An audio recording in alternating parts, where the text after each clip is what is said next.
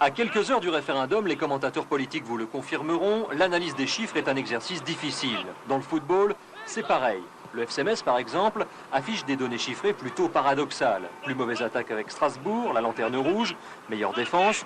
Le FC Metz occupe pourtant la 4e place du classement, à 1 point du leader. Alors quelle explication donner à cette situation? Les premiers éléments de réponse avec les principaux intéressés.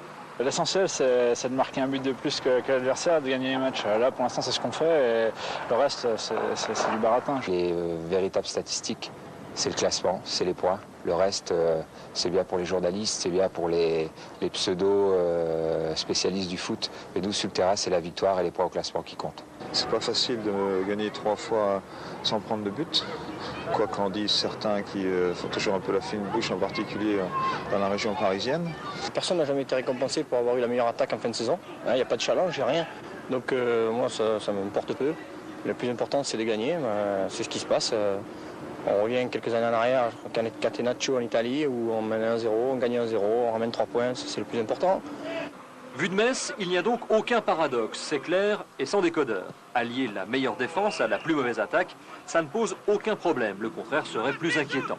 En fait de paradoxe, le FC Metz cultive sa différence. Différence entre une défense très expérimentée, Castendoche, Pierre et Gaillot totalisent plus de 1300 matchs en première division, et une attaque pleine de jeunesse. Asli et Jagère sont des bleus à ce niveau.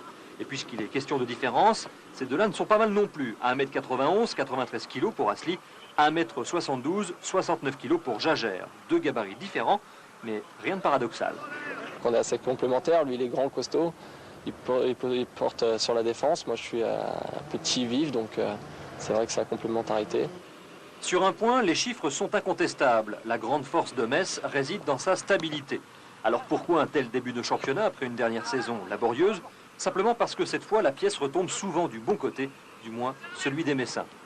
Notre football, malheureusement, n'est pas meilleur que celui de l'année dernière pour l'instant. Il s'avère simplement qu'on est plus efficace et plus réaliste. Alors si on peut améliorer la qualité de notre jeu, je pense qu'on améliore aussi la qualité des résultats. Face à Monaco, Metz recherchera son 4e succès consécutif. De quoi entrevoir l'avenir avec sérénité et ambition.